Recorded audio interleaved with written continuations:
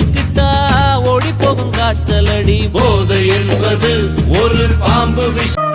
மதுரை மாறி கொழுந்து வாசம் ஏராசாத்தி உன்னுடைய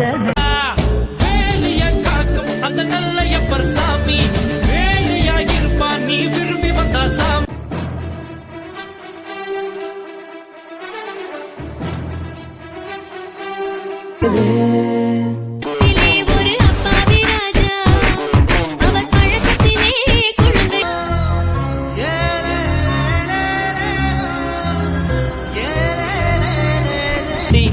ஊறுகாய தொட்டுக்கிட்டா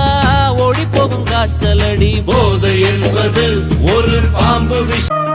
மதுரை மாறி கொழுந்து வாசம்